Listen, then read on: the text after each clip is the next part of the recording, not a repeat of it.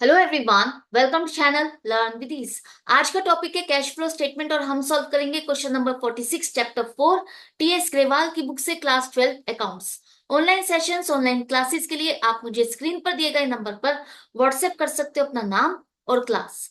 अगर आप टीएस ग्रेवाल के साथ साथ डीके गोयल बुक को फॉलो कर रहे हो तो चैनल की प्लेलिस्ट को क्लिक करो, आपको न्यू एडिशन के सॉल्यूशंस अपलोडेड मिलेंगे। साथ में ही कम्युनिटी सेक्शन में एमसीक्यूज मिलेंगे क्विज की फॉर्मेट में और एमसीक्यूज के सॉल्यूशंस शॉर्ट्स में। तो बहुत कुछ है चैनल पर, विजिट द चैनल। अच्छा लगे तो शेयर और सब्सक्राइब जरूर करना। क्वेश्चन ने दी है आपको balance sheet MM limited company की, जिसके बेस पर आपको बनाना है कैश फ्लो स्टेटमेंट। तो कैश फ्लो स्टेटमेंट के लिए सबसे पहले ऑपरेटिंग एक्टिविटीज का हम बनाएंगे और हमें चाहिए net profit before tax and extraordinary item. ये कहाँ मिलेगा, कैसे फाइंड करोगे? तो वो आपको मिलेगा यहाँ रिजर्व्स एंड सरप्लस में, जिसकी डिटेल नोट्स टू अकाउंट में नंबर 1 पे दी है। यहाँ पर सरप्लस मतलब balance in statement of profit and loss का आपको यहाँ दिया है। तो ये जो प्रॉफिट है 2 लाख रुपए, ये आपका इस साल का प्रॉफिट नहीं है। ये प्रॉफिट आपका नहीं है तो हमें प्रॉफिट कौन सा लेना है? आपको लास्ट ईयर का दिया है कि नेगेटिव बैलेंस है 50,000 और इस साल है 2 लाख। तो अगर आपको इस साल का प्रॉफिट निकालना है तो आपको current year minus previous year करना है। तो current year minus previous year करोगे तो क्या होगा? 2 लाख माइनस माइनस 50,000 और माइनस माइनस होगा तो क्या हो जाएगा? प्लस। तो टोटल हो गया 2,50,000 इस साल का प्रॉफिट। अब ये हमने ऐसा क्यों किया? अगर कंपनी की बैलेंस शीट होती है तो वो इस साल का प्रॉफिट नहीं है, ये सिर्फ अब तक कंपनी ने जो भी प्रॉफिट अर्न किया, लॉस हुआ, वो यहां पर ही प्लस माइनस किया और आज तक का प्रॉफिट 2 लाख रुपए है। तो लास्ट ईयर ये बैलेंस 50,000 नेगेटिव था और ये बढ़ करके 2 लाख हो गया पॉजिटिव। इसका मतलब इस साल हमें प्रॉफिट हुआ तभी तो ये पॉजिटिव हुआ, और वो भी 2,50,000। राइट? तो गलती मत करना डायरेक्टली ये फिगर लेने की। Current year minus previous year करोगे तो आपको इस साल का प्रॉफिट मिलेगा। अब ये जो प्रॉफिट है ये profit after tax and extraordinary item है। हमें पहुंचना है यहां तक, और यहां तक पहुंचने के लिए जो जो आपने माइनस किया वापस से प्लस करो। प्रॉफिट का एक हिस्सा रिजर्व में ट्रांसफर किया तो प्लस करो। शेयर होल्डर्स को प्रॉफिट का हिस्सा बांटा डिविडेंड में, वो प्लस करो। और टैक्स जो आपने एक प्रोविजन किया, एस्टिमेटेड टैक्स आपने अपने प्रॉफिट में से माइनस किया ना कि इतना टैक्स मुझे जमा करना पड़ेगा, तो वो सब आपको प्लस करना है ताकि हम एक्चुअल प्रॉफिट जो हमने अर्न किया उस तक पहुंच सके। तो रिजर्व से रिलेटेड कोई इंफॉर्मेशन नहीं है, डिविडेंड हमें कोई इंफॉर्मेशन नहीं है तो छोड़ दो। टैक्स के बारे में आपको इंफॉर्मेशन दी है। टैक्स के बारे में इंफॉर्मेशन कहां पता चलती है? Short term provisions current liabilities में, जिसकी डिटेल नोट्स टू अकाउंट में दी है। लास्ट ईयर 90,000 और इस साल 70,000। हमें कौन सा लेना है? जो इस साल का प्रोविजन है वही लेना होता है करंट ईयर का। लेकिन यहां पर जो 70,000 है ये फिगर नहीं लेंगे, क्योंकि एडिशनल इंफॉर्मेशन में आपको दिया है कि आपने टैक्स पे किया है इस साल 70,000। अब ये जो फिगर है आप कहोगे इससे क्या हुआ, टैक्स तो पे करना ही था। लास्ट ईयर का जो हम प्रोविजन करते हैं वो इसी साल तो पे करते हैं, बिल्कुल करते हैं।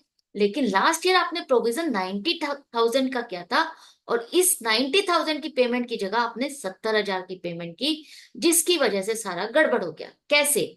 प्रोविजन फॉर टैक्स आपकी लाइबिलिटी है एक तरह से, तो क्रेडिट बैलेंस है 90,000, क्लोजिंग बैलेंस डेबिट साइड पे लिखो 70,000। अब आप टैक्स पे कर रहे हो, इसके बिहाफ इस टैक्स की इस लाइबिलिटी की पेमेंट कर रहे हो, तो यहां पर आप डेबिट साइड पे लिखोगे टैक्स पेड 70,000। 90,000 की जगह 70,000 अगर आपने पे किया तो 20,000 की गड़बड़ हो गई ना। तो 20,000 अभी भी ये आउटस्टैंडिंग कर रहा है। अब देखो डेबिट साइड का टोटल तो 1,40,000 है, यहाँ 90,000 है। तो जो डिफरेंस आएगा वो इस साल का जो आपने प्रोविजन फॉर टैक्स किया वही तो होगा, 50,000। तो अगर हमने ये पूरा पूरा पे कर दिया होता तो हमारा प्रोविजन फॉर टैक्स का क्लोजिंग बैलेंस 50,000 आता। लेकिन यहाँ हमने 20,000 कम पे किए, इसकी वजह से ये क्लोजिंग बैलेंस इंक्रीज हो गया। तो आपको ध्यान से अटेम्प्ट करना है क्वेश्चन, जब भी ऐसे फिगर्स दी हो वो आपको कंफ्यूज करने के लिए दिया है, ताकि आप कंफ्यूज हो जाओ कि सेम फिगर ही है तो इसका मतलब कोई डिफरेंस नहीं आएगा, चलो सीधा सीधा लिख दो, नहीं। अगर आपके कॉन्सेप्ट स्ट्रॉन्ग है तो आपने इसको पकड़ लिया होगा कि ये ओपनिंग के लिए हमने पे किया है, लास्ट ईयर के प्रोविजन के लिए पे किया, जो कि कम है, जिसकी वजह से हमारा डेफिनेटली ये फिगर डिफरेंट आएगा।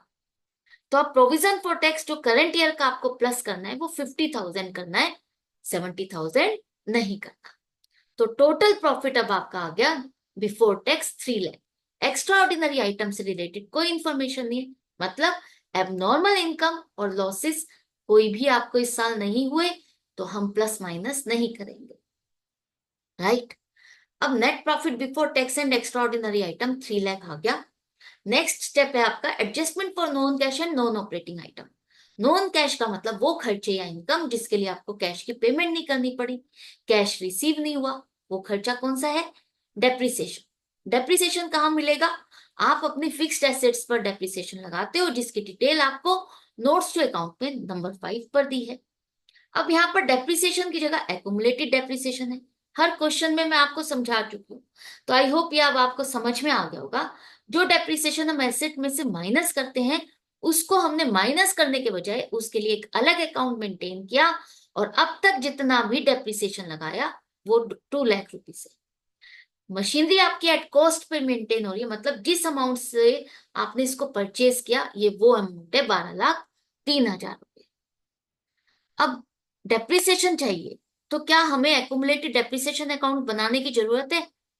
नहीं, इस क्वेश्चन में आपको बनाने की जरूरत नहीं है, क्योंकि आपने कोई भी एसेट बेची नहीं है, और बेची नहीं है तो उससे रिलेटेड आपने डेप्रिसिएशन माइनस किया ही नहीं। तो माइनस करा नहीं, तो इसका मतलब जो सीधा सीधा ये जो डिफरेंस आ रहा है, ये जो एक्यूमुलेटेड डेप्रिसिएशन का बैलेंस इंक्रीज हो रहा है, वो इस साल जो आपने डेप्रिसिएशन लगाया अपनी एसेट पर उसकी वजह से। तो दोनों का डिफरेंस 99,000 आपका इस साल का डेप्रिसिएशन, जो प्रॉफिट एंड लॉस में नॉन कैश का खर्चा डाला, वापस से प्लस करेंगे। और क्या हो सकता है? Intangible asset. अगर आपकी इंटेंजिबल एसेट का बैलेंस डिक्रीज हो रहा है, जैसे कि यहाँ पर गुडविल 10,000 से घट रही है, वो आपने बेची नहीं है, वो आपने राइट ऑफ की है, और राइट ऑफ करने के लिए आपने किसी को पेमेंट नहीं की।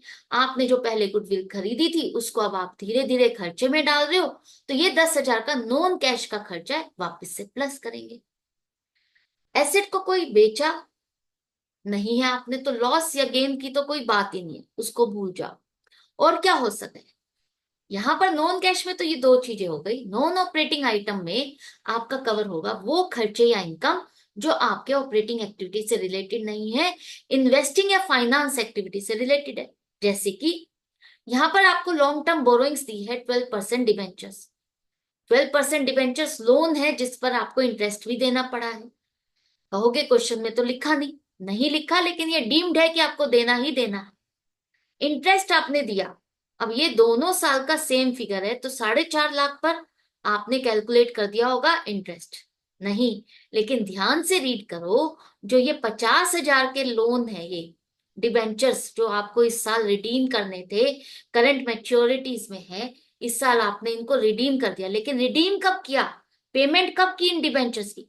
करंट शॉर्ट टर्म बोरोइंग्स में आपको ये डिबेंचर्स ही लिख के दिए हैं जिनकी आपको पेमेंट करनी है, लेकिन ये पेमेंट आपने 31 मार्च 2023 को की। पूरा साल ये 50,000 के डिबेंचर आपके पास रहे, तो टोटल डिबेंचर, क्या इनको आपने इंटरेस्ट नहीं दिया होगा?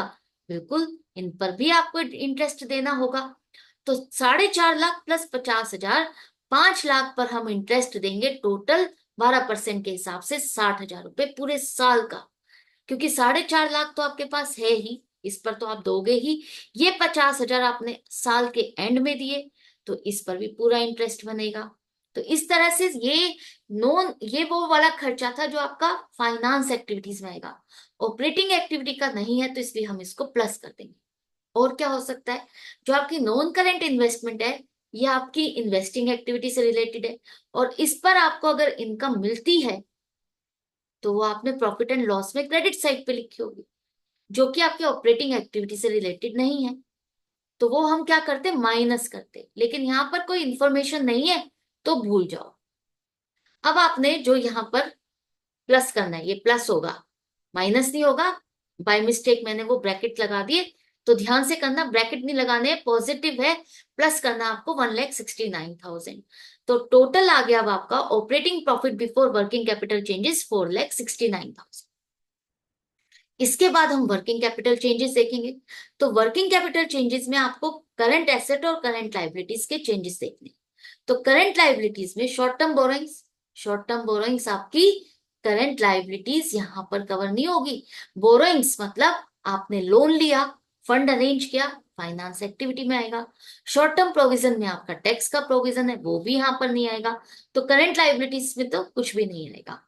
इसके बाद करंट एसेट्स में आपकी करंट इन्वेस्टमेंट आपकी कैश एंड कैश इक्विवेलेंट का हिस्सा है, उसी दोनों का टोटल मिला के आपका कैश एंड कैश इक्विवेलेंट का बैलेंस बनेगा। याद रखना, गलती मत करना।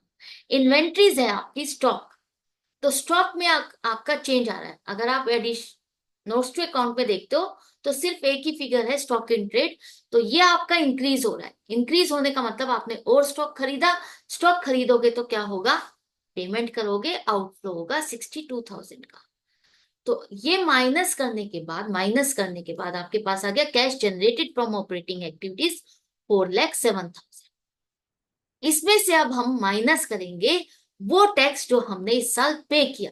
लास्ट ईयर का प्रोविजन जो टैक्स किया था वो हमने 70,000 पे किया, आउटफ्लो हुआ। तो आउटफ्लो हुआ तो माइनस करो, और cash flow from operating activities positive है तो इनफ्लो हुआ है 3,37,000।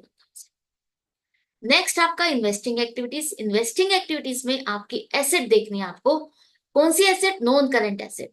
करंट एसेट्स नहीं, वो तो हम ऑपरेटिंग एक्टिविटी में कवर कर चुके हैं। तो इसमें आपको देखना है आपकी मशीनरी, जो कि लास्ट ईयर थी 8,21,000, इस साल 12,03,000 होगी। इंक्रीज हो रही है, एसेट कोई बेची नहीं, तो टोटल इंक्रीज हो रही है। इसका मतलब आपने परचेज की कितनी, 3,82,000 की, और परचेज करोगे तो क्या होगा, आउटफ्लो होगा। और क्या है इसमें, आपकी नॉन करंट इन्वेस्टमेंट जो कि 25,000 से इंक्रीज हो गई। इंक्रीज हो रही है तो आपने ये भी परचेज की, परचेज करोगे तो आउटफ्लो होगा। टोटल आउटफ्लो हो गया 4,07,000 का। राइट। तो ये आपका cash used in investing activities है, नेगेटिव है। इसका मतलब आउटफ्लो किया आपने, इस एक्टिविटी में हमने कैश को पे किया है, डिक्रीज किया है। नेक्स्ट फाइनेंस एक्टिविटीज में आपका आएगा जो फंड्स आपने अरेंज किए। फंड्स हम कहाँ से अरेंज करते हैं, या तो हम शेयर्स इशू करेंगे। तो लास्ट ईयर से इस साल 1,00,000 से बढ़ रहे हैं, इसका मतलब नए शेयर्स इशू किए, पब्लिक से फंड इकट्ठा किया 1,00,000 रुपए का। और क्या हुआ, और आपका यहां पर ध्यान से देखो, शॉर्ट टर्म बोरोइंग्स है। Short term borrowings last year से इस साल इंक्रीज हो गई है ना, 1,00,000 रुपए से इंक्रीज हो रहा है। इसका मतलब आपने बैंक ओवरड्राफ्ट और लिया। लोन लोगे तो फंड्स आएंगे, फंड्स आएंगे तो इनफ्लो होगा। तो टोटल आ गया इनफ्लो 2,00,000 रुपीज। आपने डिवेंचर्स रिडीम किए, 50,000 थे ना ये, और अब यहाँ पर नील है, इसका मतलब आपने पेमेंट कर दी।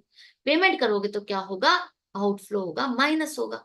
और साथ में जो आपने डिवेंचर्स पर इंटरेस्ट दिया उसको लिखना मत भूलना, वो फाइनेंस एक्टिविटीज का खर्चा है। तभी तो हमने ऑपरेटिंग एक्टिविटी में प्लस किया था, अब यहाँ पर माइनस करो तो 1,10,000 माइनस कर। ये दोनों का अब आपके पास आ गया cash flow from finance activities positive 90,000। तीनों एक्टिविटी का आपने प्लस माइनस सब कुछ निकाल लिया, तो नेट इंपैक्ट आ रहा है पॉजिटिव 20,000। इसका मतलब इस साल हमें तीनों एक्टिविटीज को करने से कैश एंड कैश इक्विवेलेंट में इंक्रीज हुआ 20,000 का। ओपनिंग अगर आप देखते हो तो ओपनिंग साल की शुरुआत में आपका था current investment plus cash and cash equivalent 1,20,000। तो हमारे अकॉर्डिंग अगर 20,000 हमने बढ़ा दिए तो क्लोजिंग लास्ट में हमारे पास बैलेंस आना चाहिए 1,40,000। क्या इतना ही आपकी बैलेंस शीट में, बैलेंस शीट में करंट इन्वेस्टमेंट 50,000 और cash and cash equivalent 90,000, total आता है 1,40,000, जो कि हमारा मैच कर रहा है। इसका मतलब हमने बिना मिस्टेक करे क्वेश्चन अटेम्प्ट किया है। तो आप अपने एग्जाम में चेक कर सकते हो और खुश भी हो सकते हो कि मेरा क्वेश्चन परफेक्ट हो गया। तो इसी तरह से सॉल्व करते रहो, प्रैक्टिस करो, ताकि आप परफेक्ट हो जाओ और कहीं पर भी आपके मार्क्स डिडक्ट ना हो। तो मिलते हैं नेक्स्ट वीडियो में नेक्स्ट क्वेश्चन के साथ। Good bye and take